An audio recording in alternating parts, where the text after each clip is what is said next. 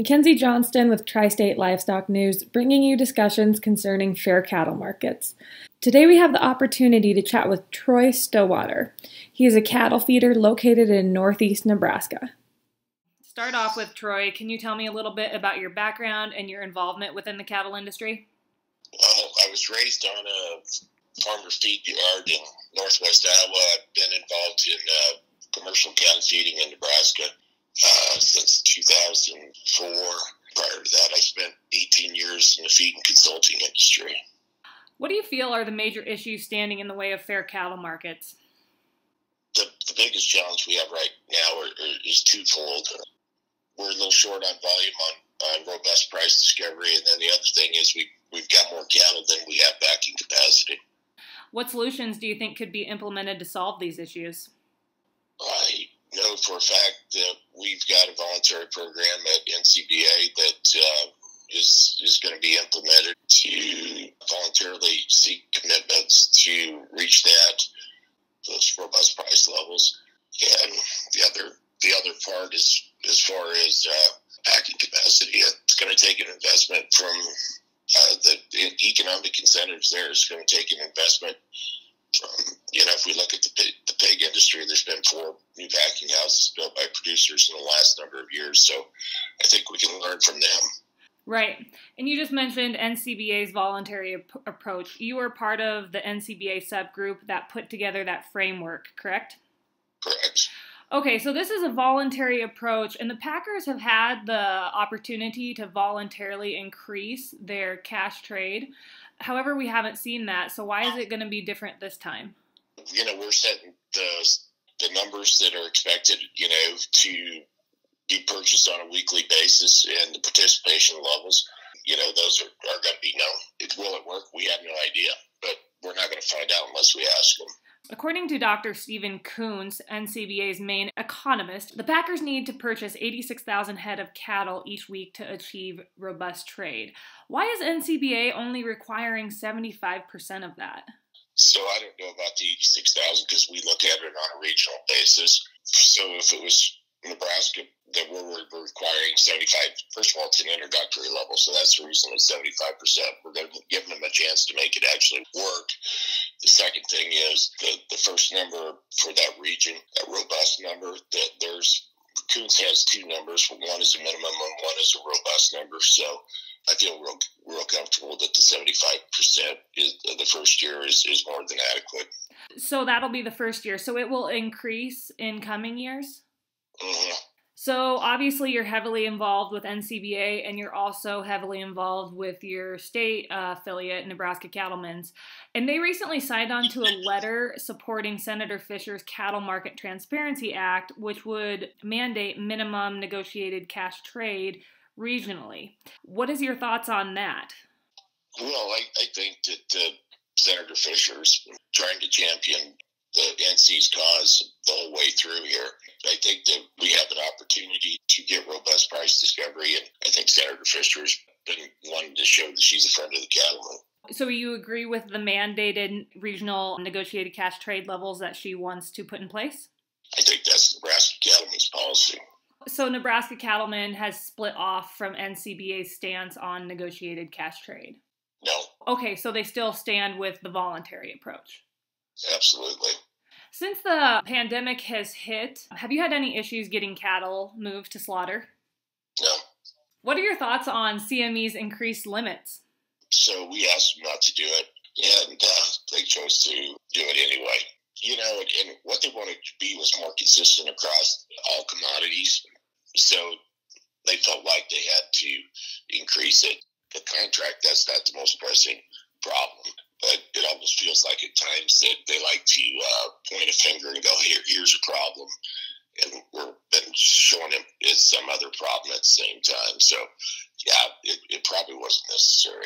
It was driven off the index funds and their complaints. And obviously, we need those people participating in the marketplace. But, they can change their timing of their own rules in order to make it a little easier for them to make their monthly rollout. What are your thoughts on the DOJ's investigation into the Big 4 beef packers? I think that's maybe long overdue.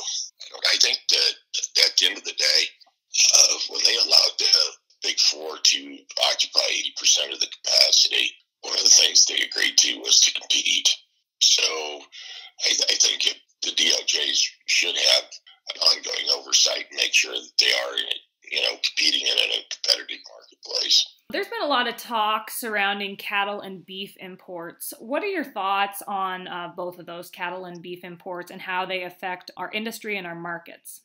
Well, I think that it's probably, my real part of the reason I think we have the position that we have today with excess cattle capacity and not enough packing capacity is the fact that we had closed plants down after the drought in 2012 because we weren't allowing cattle to flow freely from Canada and Mexico to make up for the lack of cattle in our world after the drought. So, if we look at when Cargill closed their plants in Texas and Milwaukee, and Tyson closed Denison, and the plant Worthington closed, we can point the finger and say, hey, we have a lack of capacity because of other circumstances beyond just packers not wanting to compete.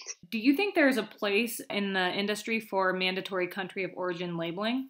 I think voluntary is fine. I mean, if you look at all the studies that were done, it said that people weren't willing to pay for the extra cost.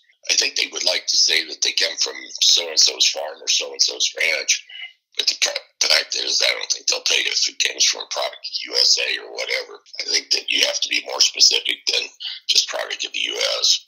What are your thoughts on the petition circulating to bring about a beef checkoff referendum? I'm not really in favor of it. Do you think the cattle industry is in danger of becoming vertically integrated?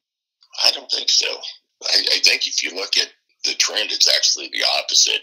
We don't have any major packers involved in the cattle feeding industry directly today. They've all exited. Cargill sold their feed yards. JBS sold their feed yards. I'm sure that there's some cattle fed by packers in some states where it's legal, but it would appear that it's actually going the other direction. We've seen an incredible spike in bankruptcies within the cattle industry over the past couple of years, and we continue to see producers struggle.